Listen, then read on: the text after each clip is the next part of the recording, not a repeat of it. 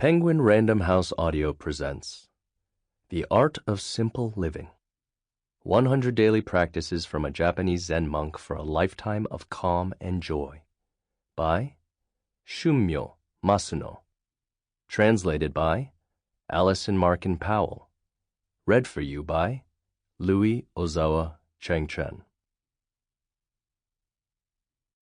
Forward. Just subtle shifts in your habits and perspective. That's all you need to live simply. You visit a temple or shrine in an ancient city and look out at the tranquil gardens. You break a sweat climbing a mountain and enjoy the sweeping vista from the summit. You stand before a crystal blue sea and just stare out at the horizon. Have you experienced this sense of being refreshed in such extraordinary moments when you are removed from the hustle and bustle of everyday life? Your heart feels lighter, and a warm energy surges through your body. The worries and stresses of daily life vanish for an instant, and you can just feel yourself alive in this moment. Nowadays, many people have lost their footing. They are worried and confused about how to live their lives. That is why they seek out the extraordinary, in an attempt to reset their mental balance. But still, even once you have pushed reset, the extraordinary remains outside of the everyday. When you return to your regular life, stress accumulates and the mind frays. Feeling burdened, again you seek out the extraordinary. Does this never-ending cycle sound familiar? No matter how much you lament the complexities of life, changing the world is no simple task. If the world is not going the way you want it to, perhaps it is better to change yourself. Then, whatever world you encounter, you can move through it comfortably and with ease. Instead of going out of your way to seek the extraordinary, what if you could live in a more carefree way just by subtly changing your regular, everyday life? This book is about just that. Simple living. Zen style. Changing your lifestyle doesn't need to be difficult. Slight changes in your habits, a subtle shift in your perspective. You don't need to go to the ancient Japanese capitals of Kyoto or Nara. You don't need to climb Mount Fuji, and you don't need to live near the ocean. With really only minor effort, it is possible to savor the extraordinary. In this book, I will show you how to do so, with the help of Zen. Zen is based on teachings that are fundamentally about how humans can live in the world. In other words, Zen is about habits, ideas, and hints for living a happy life. A treasure trove, if you will, of deep yet simple life wisdom. Zen teaching is represented by a series of 4 phrases, which mean essentially, spiritual awakening is transmitted outside of the sutras and cannot be experienced through words or letters. Zen points directly to the human mind and enables you to perceive your true nature and attain Buddhahood. Rather than be fixated on the written or spoken word, we should encounter our essential selves as they exist in the here and now. Try not to be swayed by the values of others, not to be troubled by unnecessary concerns, but to live an infinitely simple life, stripped of wasteful things. That is Zen style. Once you adopt these habits, which I promise are simple, your worries will disappear. Once you develop this simple practice, life becomes so much more relaxed. It is precisely because of how complex the world is that Zen offers these hints for living.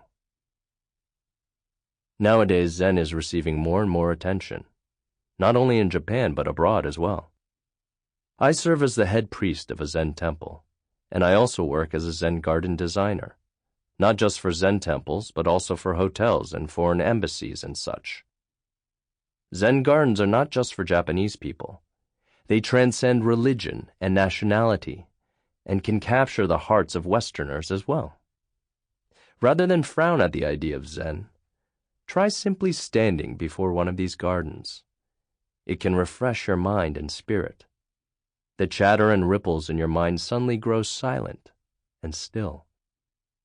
I find that encountering a Zen garden can convey far more about Zen concepts than reading any number of texts explaining the philosophy. That is why I have chosen to make this book practical. Instead of merely understanding Zen intellectually, I hope you will adopt the book's practices as your own sort of training. Keep this book by your side, and whenever anxiety or worries rear their head, turn to it. The answers you seek are within. Gasho. Shunmyo Masuno. Part 1. 30 Ways to Energize Your Present Self. Try making a subtle shift in your habits. 1. Make time for emptiness.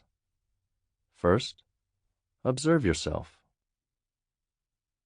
Be with yourself as you are, but without haste, without impatience.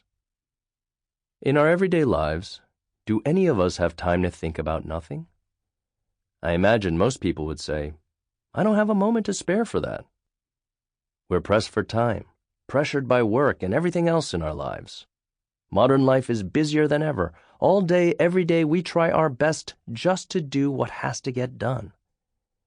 If we immerse ourselves in this kind of routine, unconsciously but inevitably, we lose sight of our true selves and of true happiness.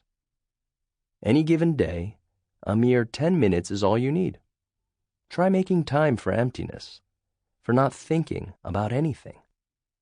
Just try clearing your mind and not being caught up in the things around you. Various thoughts will float up in your mind, but try to send them away, one by one. When you do so, you will begin to notice the present moment, the subtle shifts in nature that are keeping you alive. When you are not distracted by other things, your pure and honest self can be revealed. Making time for not thinking about anything. That is the first step toward creating a simple life. 2. Wake up 15 minutes earlier. The prescription for when there is no room in your heart. How being busy makes you lose heart. When we are short on time, this scarcity extends to our heart as well. We automatically say, I'm busy, I don't have time. When we feel this way, our mind becomes even more hectic. But are we really so busy? Aren't we the ones who are pushing ourselves to hurry? In Japanese, the character for busy is written with the symbols for lose and heart. It's not that we are busy because there isn't enough time. We are busy because there is no room in our heart. Especially when things are hectic, try waking up 15 minutes earlier than usual. Lengthen your spine and take slow breaths from the point below your navel, the spot we refer to as the tanden. Once your breathing is in order, your mind will naturally settle into stillness as well. Then, while you enjoy a cup of tea or coffee, look out the window at the sky. Try to listen for the warbling of little birds. How peculiar. Just like that, you create space in your mind. Waking up 15 minutes earlier magically liberates you from busyness. 3. Savor the morning air. The monk's secret to a long life is found here. Each day is not the same. It is said that Buddhist monks who practice Zen live long lives.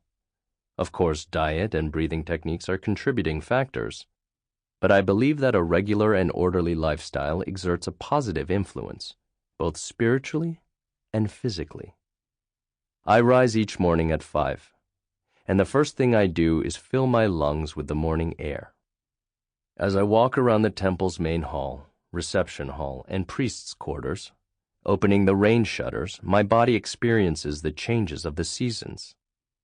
At 6:30 I perform the Buddhist liturgy by chanting scripture, and then I have breakfast.